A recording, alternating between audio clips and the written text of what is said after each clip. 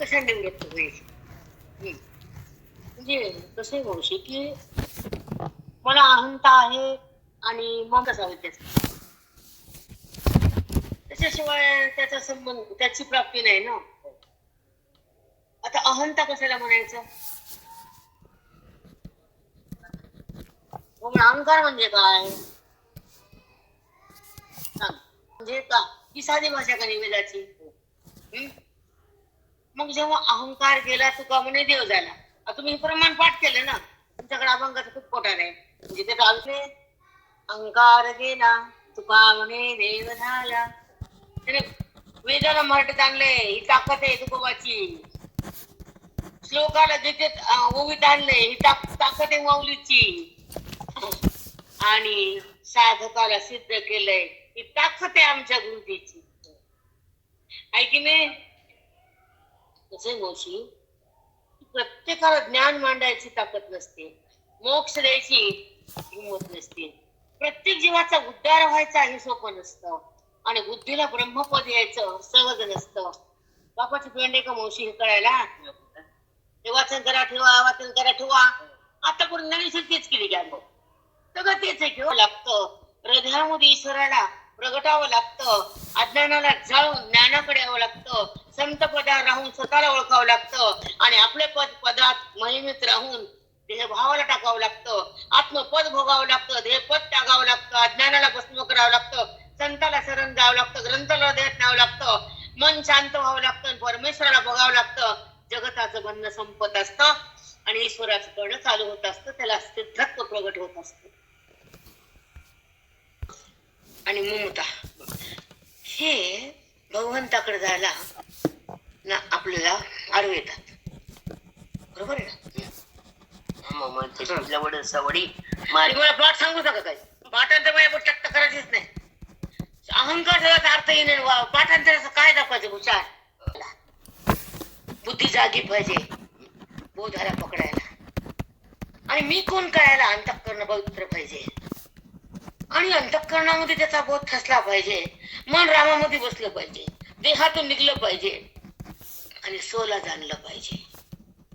स्वतःची ओळख झालीच पाहिजे देहात. या जगताची ओळख नात्याची ओळख ह्या धंडाची ओळख इंद्रियाची ओळख कपडाची ओळख रंगाची ओळख मी गोरी का जाळायची का. स्वतःची ओळख नाही देहाची ओळख आहे. मग गुडघ्याची वात आणि मुंडक्याची वात आम्हाला पटेल का. पटेल का पटेल.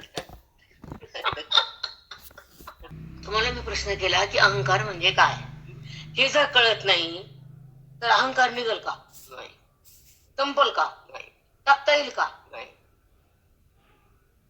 म्हणून अध्ययनाला भडीमार करावा. सतशास्त्राला जीव लावावा. संताला शरण जावं. वेदाला हृदयात घ्यावं. आणि प्रभूशी समरस व्हावं. त्याला जीवन मुक्त म्हणावं. त्याचा संबंध झाला तर ते भगवंता समरस होती. आणि देहाचा आणि बुद्धीचा संबंध झाला तर ते अविद्येकडे मातीच येते. दोन गोष्टीचा भूताचा आणि बुद्धीचा समन्वय संबंध म्हणजे त्याला भाषा कळत नाही. आपल्या भाषा वैदिक कळते. मग संबंध झाला कुणाचा बोधाचा आणि बुद्धीचा. जेव्हा बोध बुद्धीत थांबतो नांदतो तर भगवंत तिथं प्रगटतो. ही वेदाची खूण आहे. बोध आणि बुद्धी म्हणजे वेद. वेद जर बुद्धीमध्ये थांबला तर अज्ञान संपलं. म्हणून कथा थांबणं वेगळं वेद कळणं वेगळं. कथा वेद सारखं मावशी नाही. जमीन आसमान आहे की त्याच्याने पुण्य होईल त्याच्याने अज्ञान जाईल. हे पुण्य भोगायला येईल अज्ञान संबंध. बुद्धीचा वेदाचा संबंध आणि बुद्धचा देहाचा संबंध सारखा आहे का.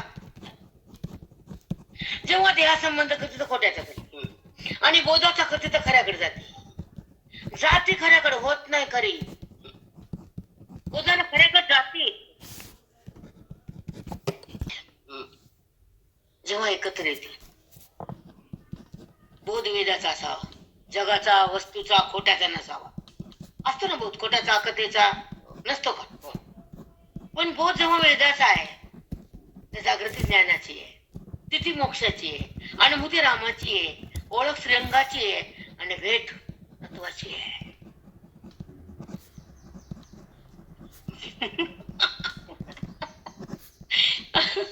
हे किती सखोलता आहे बघा ना. हं? मावशी हे शब्द आहेत का कीर्तनात का प्रवचनात? सगळे शिष्यता आणि ममतेचा नाश होण्यासाठी काय करायचं? तुम्हाला मी प्रश्न केला की अहंकार, अहंता म्हणजे अहंकार आणि अहंकार म्हणजे काय का? म्हणून श्रवण केला फुटलेला देहाकडे जाण्याचा पाटा, अविद्येतून हृदयामध्ये फुटलेला वृत्तीला देहाचा संबंध करण्याचा फांटा, ती देहाकडे जाते अहंकारानं. भगवंताकडे ज्ञानानं जाते. जेव्हा अहंकार आहे तर ती देहाला धरती, जेव्हा ज्ञान आहे भगवंताला धरती. सांगा बरं, एक अवघड आहे का मावशी? नाही. बोलता आलं का तुम्हाला? नाही. तुमच्या तुला तपस्या झाली की माझ्यापेक्षा 20 वर्ष 30 वर्ष पारायण, आळंदीला पारायण ते पाहिजे, अंतःकरणामध्ये त्याचा लाभ पाहिजे आणि त्याची ओळख करून तिथं रमलं पाहिजे आणि त्याचा संग भोगला पाहिजे ईश्वराचा, याचा संग त्यागला पाहिजे, वेद हृदयात नांदला पाहिजे, संत भेटले पाहिजे, ग्रंथ कळाले पाहिजे, अज्ञान टाकलं पाहिजे, देहभाव वाटला पाहिजे, परमात्मा भेटला पाहिजे आणि त्याचा संबंध भोगला पाहिजे. न देहाचा संबंध, न जगताचा संबंध, नाताचं गेलं चुलीच. त्याचा संबंध नातं उरलं का? रामकृष्ण हरिताई, साष्टांग सद्गुरु मावल्या. अहंकार म्हणजे अज्ञानाच्या पोटातून, शक्तीतून, अविद्या शक्तीचे ना. ह्याच्यामध्ये ह्यांना कळत नाही बेटा, कारण हे आता नवीन आहेत लोक. त्या सुक्तामध्ये सांगितलं का नाही, एक लक्ष्मी एक अवलक्ष्मी नाशहम. जसं घरामध्ये अवलक्ष्मीचा नाश करून तुझा प्रवेश कर, तसं अज्ञानात हृदयामध्ये असलेल्या अज्ञानाचा नाश कर आणि भगवंत तुझा प्रवेश कर. ज्ञान लक्ष्मी अलक्ष्मी नाशहम हे म्हणतात. त्यांना कुठे कळत ते हवन करायचं आणि टाकायचं. जेव्हा अलक्ष्मी जाते घरात दारिद्र्य, तेव्हा तू येतीस, तू तुझ्या मंत्राने ती लक्ष्मी काढून टाक आणि तू इथं ये. जात वेद आव पती चल ये. हा सुंदर श्लोक आहे. लक्ष्मी अविद्या आहे, त्याचा नाश कर म्हणून संताला आव्हान टाकावं लागतं. अग्निरूपानं संत आहेत तिथं, ज्ञान रूप ज्ञान अग्नी. मग त्या लक्ष्मीला बोलायचं रोज कळतं, संताला, वेदाला, ज्ञानाला, मोक्षाला नाही कळत. बोलतच कळत नाही. जात वेद माव ये लक्ष्मीला बोललं. लक्ष्मीकांत कुठे आला? नाही. एक सांगू, ती पण ओळखलं तर मी टिकते ना, माझ्या पतीला ओळख कळेस मी निघते. आधी टिकते नाहीतर निघते. लय सुंदर आहे घाबरायला जायला, सखोल जायला.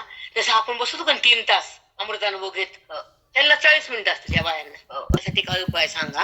अहंता म्हणजे देहभाव आणि ममता म्हणजे सगळं माझं माझं. हे नाश कधी होतं?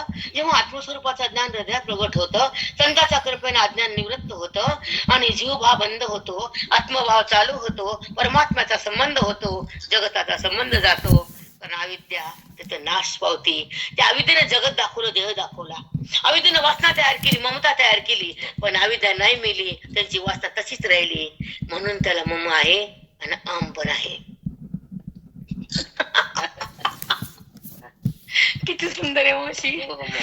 अविद्येच्या नाशाशिवाय ममता जातच नाही आणि अविद्या ब्रह्मज्ञानाशिवाय संपतच नाही आणि अधिकार नसता अविद्या गेल्यासारखं वाटते पुन्हा बसतो. बरोबर का? सुख पोरकी नांदतच नाही, जातीन पुन्हा येते.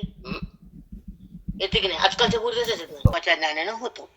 त्या अहंता ममताची निवृत्ती होती. कोणाचं? स्वरूपाचं ज्ञान झाल्यावर. मावशी, स्वरूपाचं ज्ञान होणं आणि देहाचं ज्ञान होणं, पदार्थाचं ज्ञान होणं, जगताचं ज्ञान होणं आणि भगवंताचं ज्ञान होणं सारखं आहे? नाही. मग जगताचं ज्ञान होतं म्हणजे दृश्य देह. जगात आईच्या पोटात दाखवणारे सगळं दृश्य म्हणजे देह असू का, जगत असू का, देवघरातला देव बी असू, दृश्यच आहे की. मग त्याला दाखवणार कोण आहे आणि भगवंत प्रगट होणार कोण आहे? देवाला, देहाला, जगताला दाखवणारी अविद्या आहे आणि भगवंताला प्रगट करणारी ब्रह्मविद्या आहे. इतकं तरी कळा. हलक्या हलक्या हलक्या. हे कुठं लिहिलं नसतं बरं का? नाही. कोणत्या ग्रंथात नाही, कोणत्या स्कंदात नाही, शिवल्या अमृतात नाही.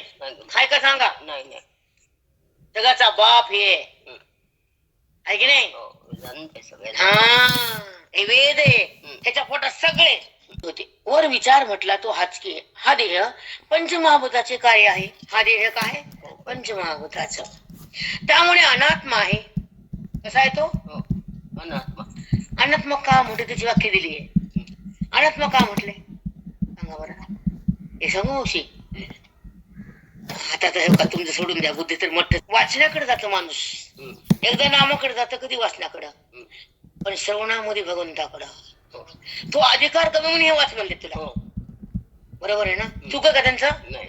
असं आयुष्य मातीत घातल्यापेक्षा असं जाऊ दे, काहीतरी तप होऊ दे.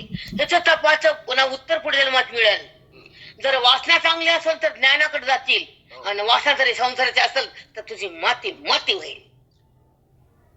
कारण वासना जर संसारात इकडून जे वाचलं, काय फायदा आहे सांगा? बुद्धीमध्ये हीच हवं आहे तुमच्या, तर पारायण काय करील? कृतीसाठी वाचण्यापेक्षा श्रवण महत्वाचे आहे, श्रवणापेक्षा मनन महत्वाचे आहे, मननापेक्षा निधिध्यास महत्वाचा आहे, आणि निधिध्यासानंतर आत्मसाक्षात्कार महत्वाचा आहे. टप्प्याटप्प्याने बुद्धी पुढे जातात. हे लोक नवीन आहेत, तुम्हाला समजून बोलते. एका एका पायरीवर बुद्धी चढतील पुढं, आणि आत्मसाक्षात्कार करून ब्रह्म होते. देहरूप कुठं होती? देहाला राहतच नाही, ती उरतच नाही ना. मग इथं काय सांगितलं ना, आपला प्रश्न असा आहे की देह हा काय कार्य अनात्मा आहे. ऐका, मस्त आहे सांगितलं, विचार खूप छान आहे. मग याचं उत्तर देते.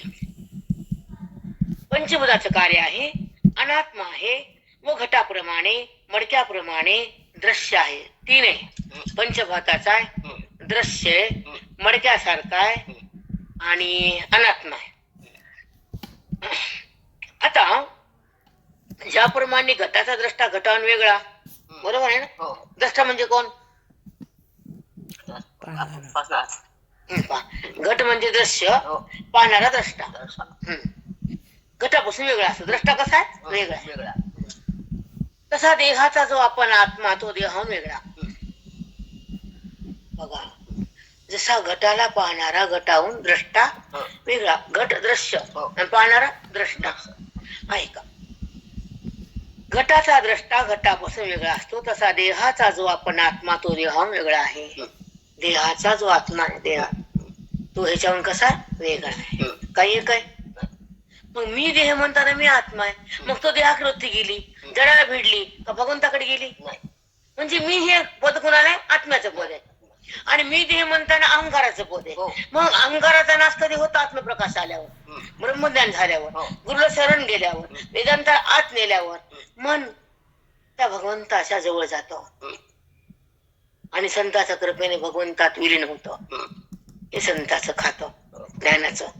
किती सुंदर विवेचन बेटा. कारण जन्मातून तरुण जायचं असेल तर हे ग्रंथ व्हावेत. वेदांत आहे, आत्मविचार, ब्रह्मज्ञान, गीता, ज्ञानेश्वरी असले महान ग्रंथ. अलीकडचे ग्रंथ कथा बघा, आपण जे वाचतो रोज नित्य नेम करतात. बंद बुद्धीला परमात्मा कळाला की जन्म मरण बंद, जीवाला शिव झालं की सुख दुःख बंद, आणि अहंता नाश झाल्यावर हे अविकार बंद. कशाला विकार होईल? अहंभावामध्ये वृत्तीला विकार आहे, ममत्व आहे. पण जेव्हा अहंता संपली तर निर्विकार आहे.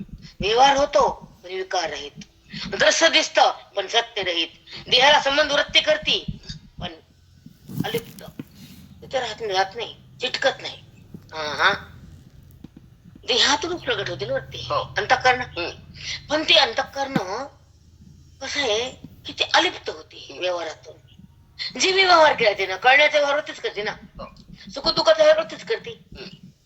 पण जेव्हा तिला ती शक्ती जागी होती ज्ञानाची, तर व्यवहार करताना आसक्ती नसते, व्यवहार करताना देहाचा संबंध नसतो, व्यवहार करताना अहंभाव नसतो, आणि व्यवहार होताना पुण्य पाप नसतं. तो व्यवहार निर्व्यवहार असतो. निर्व्यवहार, निर्व्यापार, निर्विकार हे ज्ञानी महात्म्याचे लक्षण आहेत, हे आपले नाहीत. देह दृश्य आहे, घटासारखा वेगळा आहे, जड आहे. तसा देहाचा तो आपण आत्मा देहांक वेगळा आहे. देह जड आहे, आपण चैतन्य. देह कसा जड आहे, मग मी आत्मा देह वेगळा आहे, आपण चैतन्य आहोत. देह विकारी आहे, आम्ही निर्विकार आहोत, चैतन्य परमात्मा. देह क्रियमान आहे, संग वाण आहे. देह कसा आहे? क्रिया क्रिया होती ना त्याचं. हो. हात काम करतो, पाय चालतात, डोळा बघतो, वाणी बोलती, नाक वाज घेतो, कानी ऐकत, क्रिया चालू त्यांच्या. हो. तसं आत्मा क्रिया करतो नाही, असंग आहे. हम्म. सगळ्या इंद्रियाहून असंग आहे. पण आत्म्या असून पण हे हलत नाही इंद्रिय. कठीण आहे मावशी. सतत अभ्यास, सतत मनाचा निग्रह पाहिजे, सतत व्यवहारातून भिन्न पाहिजे, ऐश्वर्याचे अभिन्न पाहिजे, बोधात समरस पाहिजे. आणि मी तो भाव जाणला की नाही, आत्मभावात आले की नाही, देहभाव उदीन टाकला की नाही, जडाचा संबंध संपला की नाही, माझी अविद्या नाश झाली की नाही, मी भगवंताचा स्पर्श भोगते की नाही, ह्या द्रशातून मी निघते की नाही, त्रिपुटीला मी सोडले की नाही, व्यवहार माझा थांबला की नाही, अव्यवहार मी केला की नाही. खूप सखोले मावशी. एवढं सहज आहे का? क्रियावाने, संगवाने, संघ ते सगळं कोणाचा संघ करते ते. मुली नाही किती घाणे देहात. शुद्ध आहे का देह? नाही. अपवित्र अपवित्र वाहा. बामन म्हणते ना अपवित्र पवित्र आहा.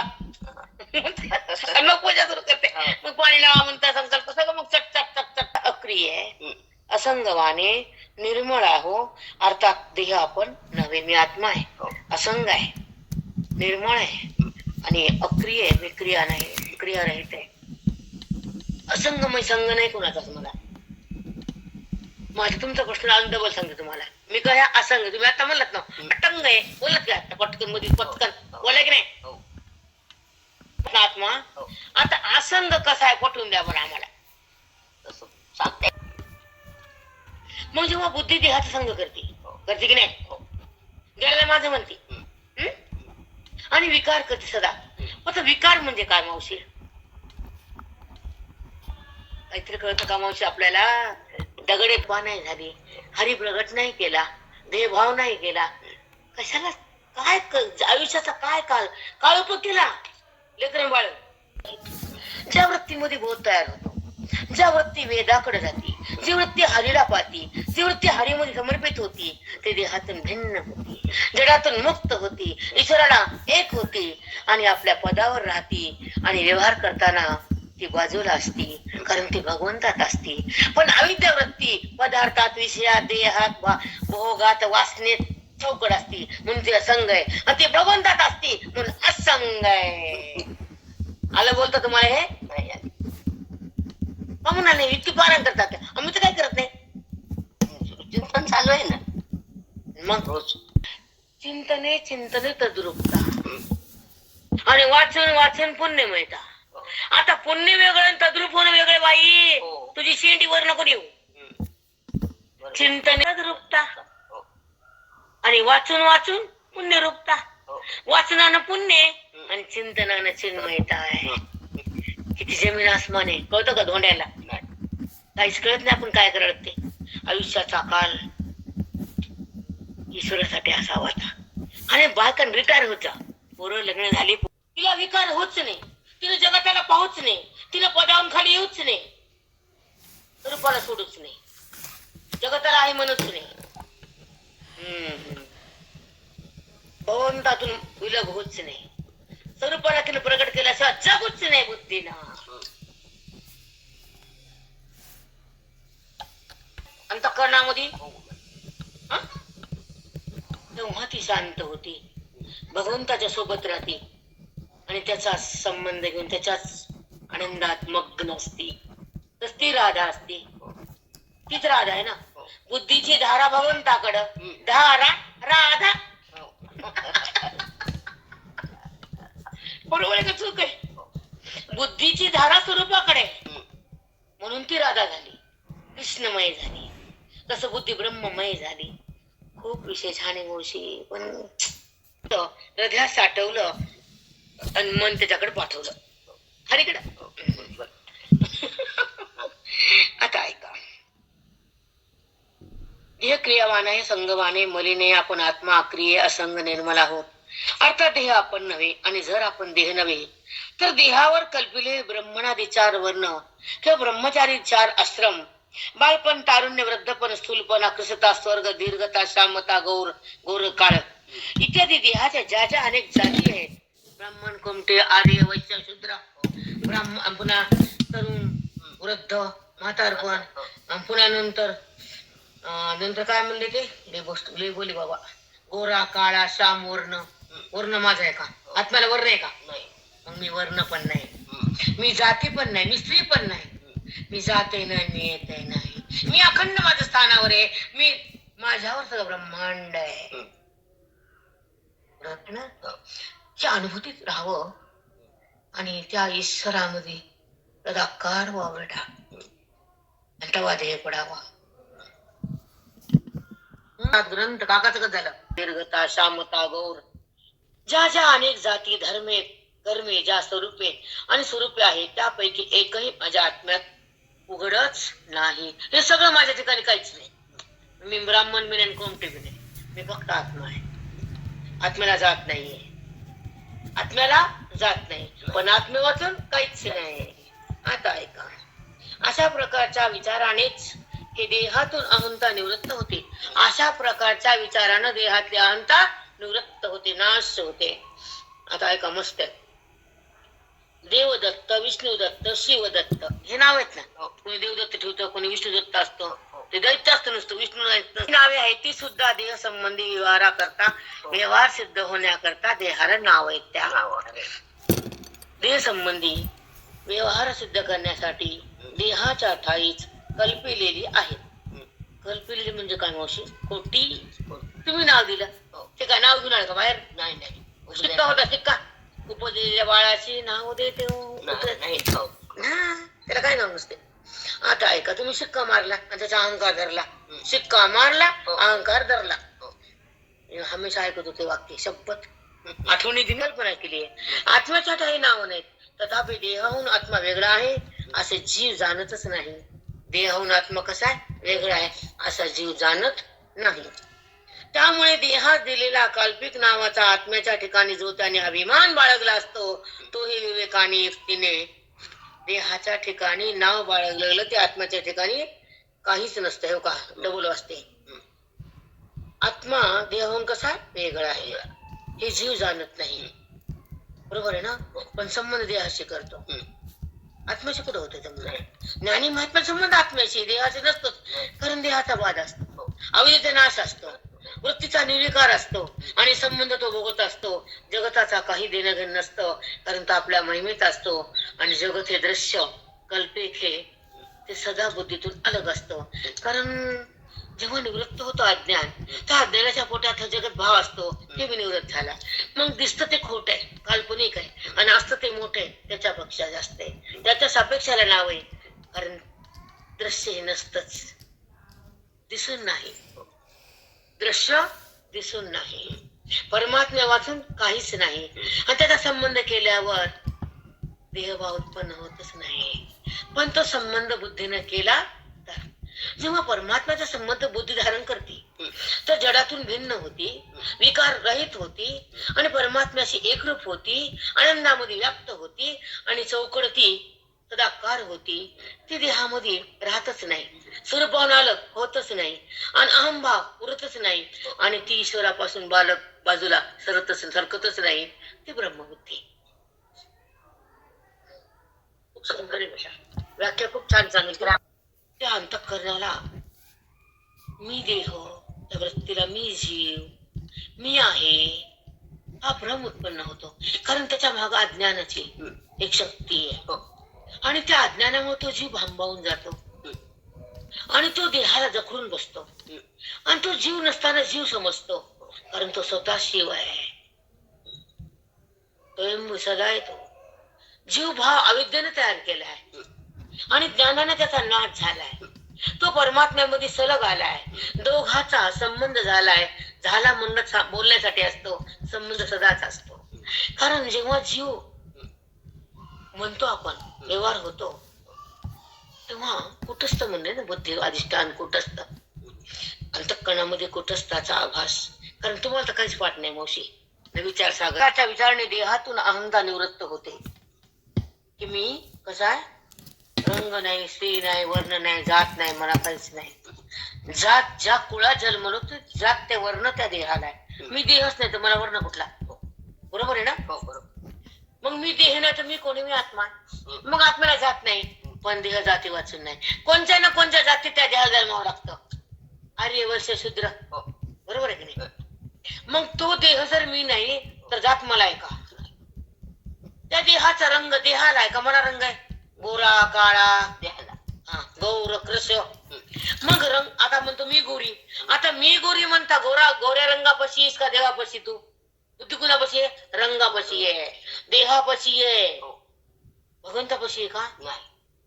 म्हणून हेच कळावं लागतं.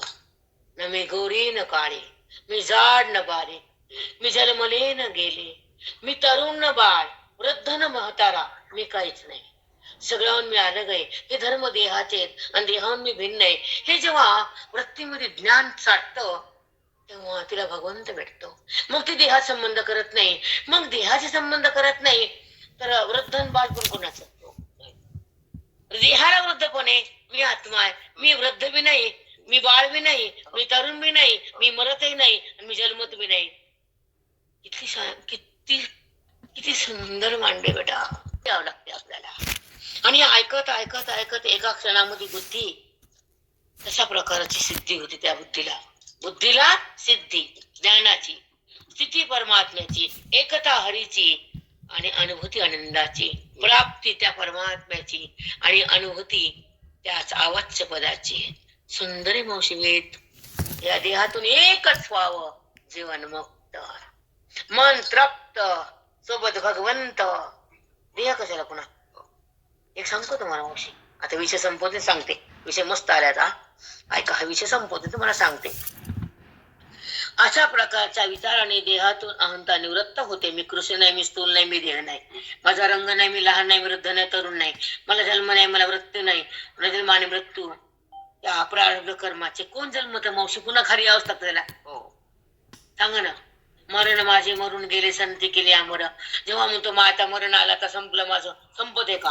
पुन्हा तेवढी पत्रावळ असते ना कर्माची. पुन्हा खाली येते, पुन्हा वर जाते, पुन्हा खाली येते, पुन्हा वर जाते. जन्म आणि मृत्यू संपलाय का? नाही बाबा. पण किती वेळा जन्म यावे, किती व्हावे फजित, म्हणून जीव व्हायला भीती वाटावी हो जन्म मृत्यूची. वाटत नाही आपल्याला. चला ऐका. देवदत्त, विष्णुदत्त इत्यादी नावे जी आहेत ती सुद्धा देह संबंधी व्यवहार सिद्धासाठी आहेत, व्यवहार करण्यासाठी आहेत. देहाच्या ठिकाणी काल्पनिक आहेत, आत्म्याच्या ठिकाणी नाही. तथापि देहाहून आत्मा वेगळा आहे अशी जीव जाणत नाही. आत्मा कसा वेगळा आहे? त्यामुळे देहात दिलेला कल्पित नावाचा आत्म्याच्या ठिकाणी त्याने अभिमान बाळगला. तो देहाहून वेगळा आहे पण देहाचा संबंध करतो आणि देहा दिलेले नाव माझे आहेत असं समजतो. म्हणून त्याने अभिमान बाळगला. त्या कुणाचा? नावाचा, कल्पित नावाचा. आत्म्याच्या ठिकाणी तो त्याने अभिमान बाळगला. तोही विवेकाने आणि युक्तीने विचार करून निवृत्त करावा. आणि तो कोण आहेस? तुला कोणी विचारले तर मी देवदत्त नावाचा आहे असा तू त्याला उत्तर देतोस. तुला जर कोणी म्हणलं ना तुम्ही कोण आहेत तर मी छाया. ऐका मी छाया म्हणतो आपण. मग ते नाव काल्पनिक आहे, देहाला जडाला आहे. आणि मी तर आत्मा आहे, देहातून अलग आहे. मी देह नाही, माझा रंग नाही, मी कृष्ण नाही, मी स्थूल नाही, मी बाळ नाही, मी तरुण नाही, मी वृद्ध नाही, मी ब्राह्मण नाही, मी कोमटी नाही, मी फक्त आत्मा. मग देवदत्त, विष्णुदत्त, छाया, माया, गाया काय काय नाव आहे तर त्या नावाचा अभिमान धरून त्या देहाचा संबंध करून बुद्धी अभिमानाकडे जाती, ईश्वरापासून दूर होती, जडाला पाहती, अहंता तयार होती आणि त्या ठिकाणी विकार उत्पन्न होतो आणि मन भगवंतापासून दूर जातं, ईश्वराला सोडून देतं, देहाला धरून राहतं. गुरु ज्ञानदेव तुकाराम एक 17 तत्वाचा, ठीक आहे, ह्याच्या आत येतो. मग तो दिसतो का असतो? तो असतो. त्याच्यानंतर कोणता देह आहे? तू सूक्ष्म देहाचा पुढचा देह कोणता? तर न काहीच न कळणं. ज्या ईश्वराची सत्ता आहे तिला त्याचा संबंध नाही, पण देहाचा संबंध जात नाही, त्याचं नाव अज्ञान. जगत खरं वाटतं आणि भगवंत नाही वाटतं. भगवंत खरा आहे, जगत खोटं आहे. दिसून ते नाही, त्याच्यापासून काहीच नाही. हा जो भाव वृत्तीमध्ये जिवंत होतो त्याच्यासोबत परमात्मा असतो. त्याच्यासोबत देह कधीच नसतो. म्हणून तो जडातून अलिप्त असतो, भगवंताच्या सोबत असतो, अज्ञानातून भिन्न असतो, ईश्वराशी समर्पित असतो, दोघाचा संबंध असतो. कारण ज्ञानाचा बोध असतो, बोधानं ती ईश्वराकडे बुद्धी असते आणि महावाक्यान त्याची एकता असते. एकतेनंतर जीव जीव नाही, शिव झाला, देहाचा संबंध गेला, ब्रह्मज्ञानी म्हणते त्याला, जगत भाव नाही उत्पन्न होत त्याच्या वृत्तीला. ज्ञान आता आणि अज्ञानाचा जो शक्ती आहे, अज्ञान शक्ती ना, त्याच्या दोन आहेत, विक्षेप आणि कोणती शक्ती आणि